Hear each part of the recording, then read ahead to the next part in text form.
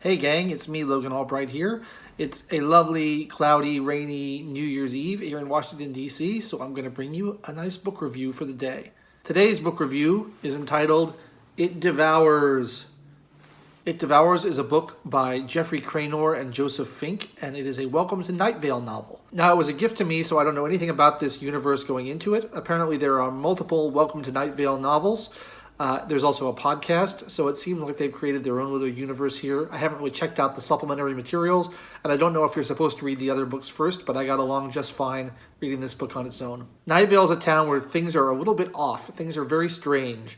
And what I like about this book is that they just kind of drop you into the town without explanation, and they say things as if they're normal, but we as readers know that they're not. For example, in the first chapter, we're told that not everybody believes in mountains, and a lot of people think they don't exist. We're told that there is a famous literary villain from Pride and Prejudice named Elizabeth Bennet, and we're told that her sword is soaked in blood in a depiction of her. Those little things, little details that are just wrong without any other explanation, I think are great, because you're just dropped into this location, this world that is completely alien and strange. Time doesn't work right in Night Vale. There's all kinds of odd goings on. Preconceptions are different. The book revolves around some scientists who are trying to investigate, and we're told that scientists are traditionally treated like movie stars, and they're regarded as very physically attractive and sexy and cool, which is not the case in the real world, obviously.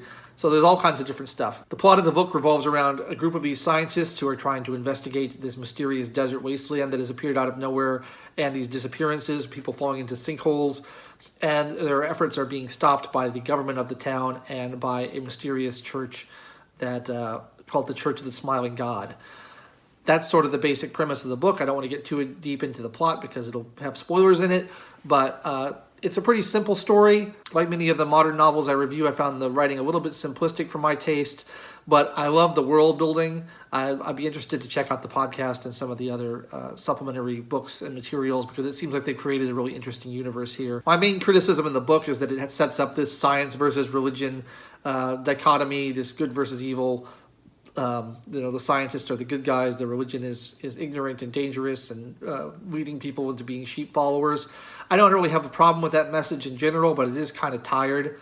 You see that in a lot of stories, a lot of books, a lot of movies, and it just feels too easy. I wish writers would be more creative and come up with something new, because I feel like that plot is just overdone, and it just feels a little bit lazy.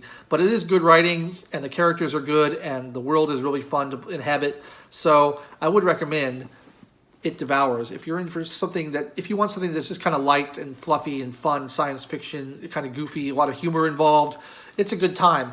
And apparently there's a lot of other material to seek out if you like this one. So that's my review for today. Happy New Year, everybody. I'll see you in 2019. I've been Logan Albright, and thanks for watching.